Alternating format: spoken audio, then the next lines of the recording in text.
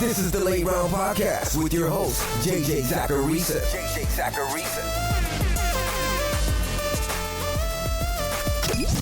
What's up, everyone? It's JJ Zacharisa, the editor-in-chief at FanDuel and at NumberFire.com, and this is episode 591 of the Late Round Podcast, one of many shows that are part of the FanDuel Podcast Network. Thanks for tuning in. I know it's a different time of year. Most trade deadlines have passed, so buy and sell recommendations don't mean what they meant back in weeks like 6 or 7. I get it. I want to provide the most useful information as I possibly can on this show. So as we inch closer to the end of the fantasy season, the transactions on this show and in my column over on NumberFire, they're going to be far more waiver wire focused. I'll throw in some buy and sell recommendations that will help you know whether you should feel confident or not about certain players. But I know what you guys need. You need to know who to add off the waiver wire, not just for the current week, but upcoming weeks as well. So you'll hear more players to add on today's show than usual. That's intentional. And I hope it makes it more useful. Now, before getting into the transactions this week, I want to remind you that FanDuel is giving new users an exclusive offer to play NFL Daily Fantasy for free all season long. All you have to do is sign up for FanDuel Daily Fantasy, and you'll receive one free voucher for each remaining week of the NFL season. You'll receive your voucher upon sign up to FanDuel Daily Fantasy, and vouchers will automatically apply to each weekly entry. Head over to FanDuel.com and sign up to play Daily Fantasy Football. Eligibility restrictions apply. New users only. Go to FanDuel.com or download the FanDuel app for more details. Add Russell Gage. Now here's the thing. In fantasy football, your goal is to add as much value on your roster as possible. And Russell Gage has value right now in fantasy. He's finished in the weekly top 20 at wide receiver and PPR formats in 3 of his last 5. And he's hit at least a 25% target share in 4 of those games. In week 13, he had a 30% target share and he had 22 PPR points. That was a season high in both statistics. Now, I will say, from here on out, the Falcons don't have a great schedule for a guy like Russell Gage. That's at least according to my adjusted fantasy points allowed methodology. All 4 games that the Falcons have through week 17, they feature opponents who rank in the bottom half of the league in adjusted fantasy points allowed. But given his peripherals, given his production, Russell Gage should be added. Add KJ Osborn. Adam Thielen has a high ankle sprain, and at the very least, he's probably going to miss the Vikings game against the Steelers on Thursday night because there's a short week. At the time of this recording, though, I don't know officially how long he's supposed to be out. But either way, enter KJ Osborn. He's seen 12.5% of Minnesota's targets this season, and he's had some spiked weeks here and there of target shares in the upper teens. Without Thielen for most of Sunday's game against the Lions, Osborn saw 17% of the Vikings' targets. He also found the end zone and scored 14.7 PPR points. And according to Pro Football Focus, he ran just 1 fewer route than Justin Jefferson in that game. So he's worth an add because this offense is not a bad one for wide receivers. He should see some volume. Sell Michael Pittman. Now again, I know that your trade deadline is probably already passed. I'm just giving Michael Pittman a shout here because I don't really love his schedule down the stretch. Over the last month or so, Pittman hasn't been this super dominant fantasy asset, but he's getting a lot of work in his offense. He has a 24.2% target share on the season, and he's coming off a game against the Texans where he had a 36.4% target share. He didn't find the end zone, but he still scored 17 PPR points. The talent is there. I like Michael Pittman a lot. The volume's there. He's seeing a high target share, and he's seeing a lot of targets as well. It's just the schedule. That's what scares me a little bit. Indianapolis gets a bye in week 14, so he's not even usable this week. But in week 15, they get New England. We know that New England's secondary is good. In week 16 and 17, they get Arizona and Vegas, 2 teams that rank in the bottom 10 as opponents for wide receivers. And that's according to adjusted fantasy points allowed. Now, as I always say on this show, volume trumps matchup. It's not like Michael Pittman is someone that you should drop because his opponents are tough. I'm just saying to temper expectations a little bit. Drop Carson Wentz. So obviously, if the schedule's bad for Michael Pittman, it's probably bad for Carson Wentz as well. And Wentz is rostered in 70% of Yahoo leagues right now. When you strictly look at the fantasy playoffs, though, so weeks 15 through 17, Indianapolis has the toughest quarterback schedule in the entire league, according to adjusted fantasy points allowed. A lot of you probably have Carson Wentz on your team as your QB2. He's been a backup for you. But how much usability is he really going to have against some of these matchups? Because of that, I would rather use my roster spot on someone else. Add Marquez Valdez-Scantling.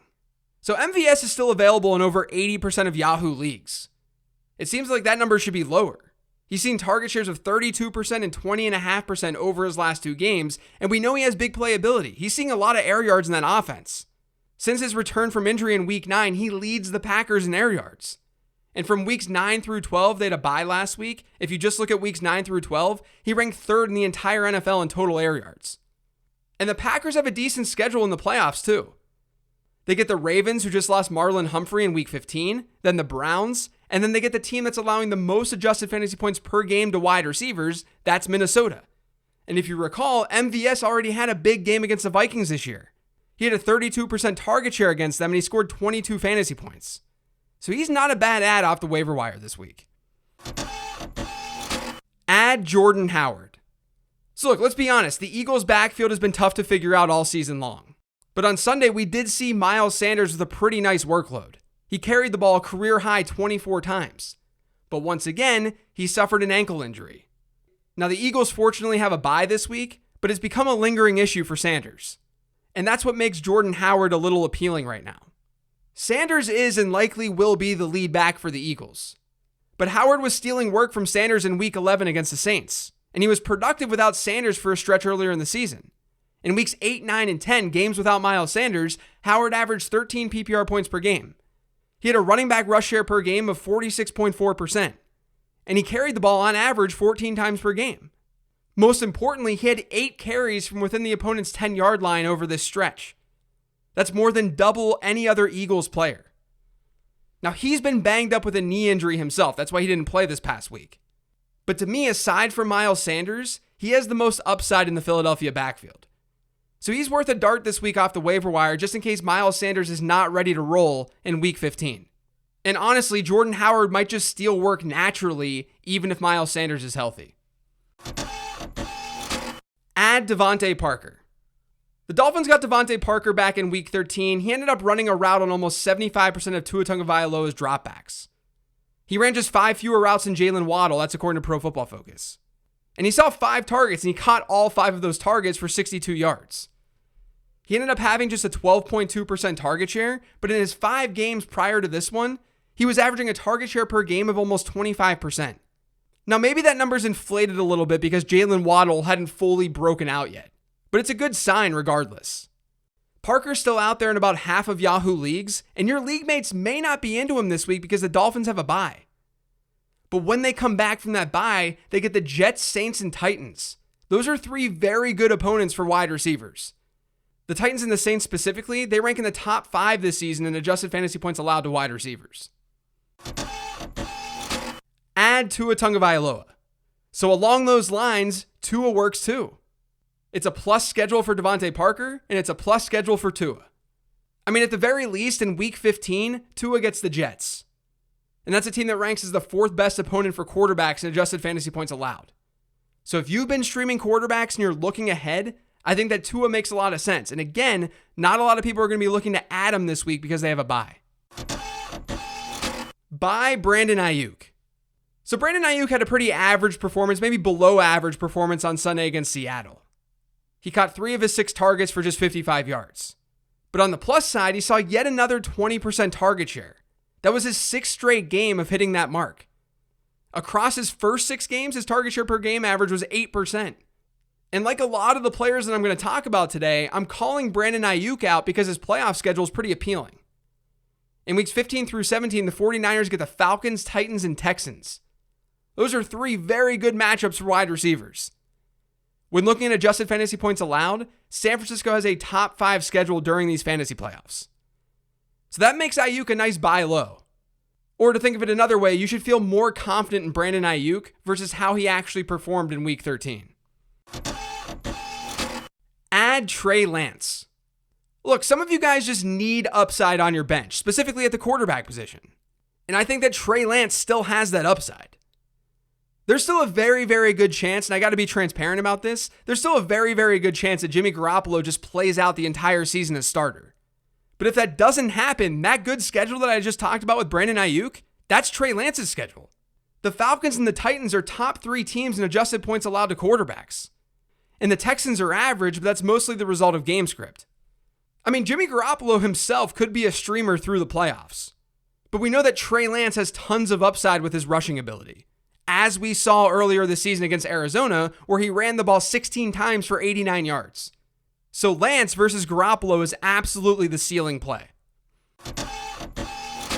Add Ricky Seals-Jones. So Logan Thomas came back from his hamstring injury and he's played 2 games. In week 12, he had a 17.6% target share against the Seahawks. This past weekend, that number was 17.2%.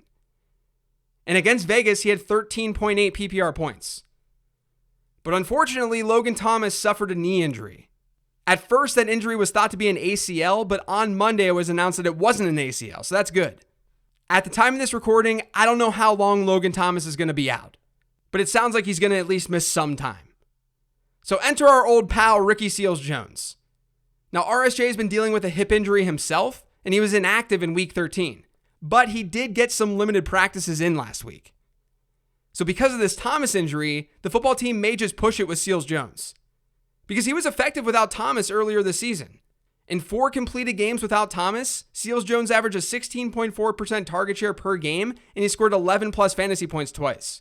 So he's a decent streamer. Add Brashad Perriman. So you might be confused why you just heard Brashad Perriman's name, because on Sunday he had 1 catch for 5 yards. But the Buccaneers clearly utilized him differently. You know, over the last handful of weeks, Tyler Johnson has been the number 3 wide receiver for the Bucs. He's run the 3rd most routes, he's played the 3rd most snaps.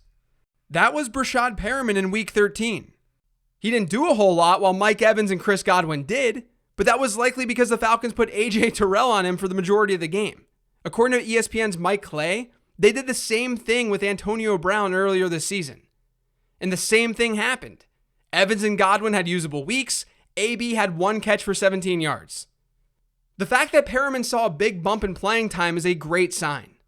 He was on the field for 84% of Tampa Bay's snaps. He ran just 2 fewer routes than Godwin, and he ran 3 fewer than Mike Evans.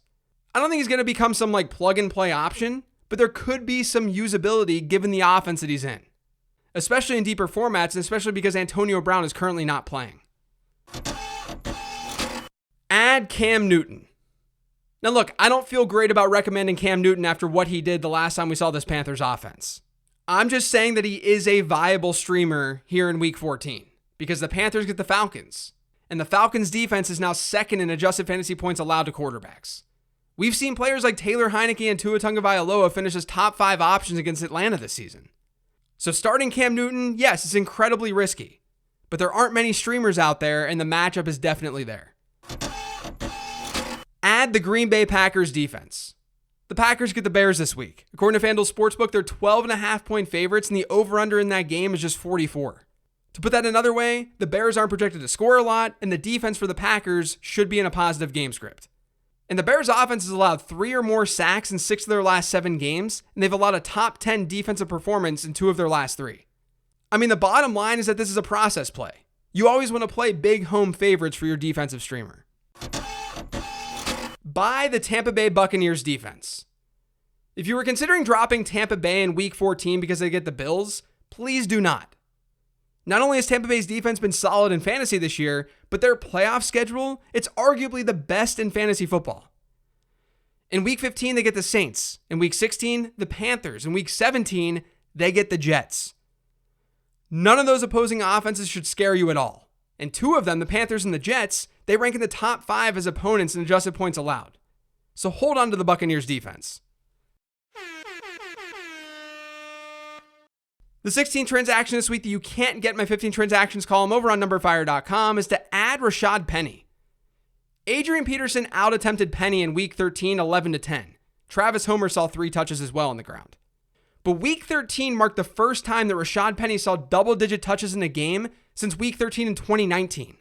It's been 2 years. And in backfields that are so up in the air like the one that we see in Seattle, I'm going to go for the player who has the most potential, the most upside. Adrian Peterson was just cut by a team that needs running backs. That's telling. And Travis Homer didn't come close to the other 2 running backs in touches against the 49ers.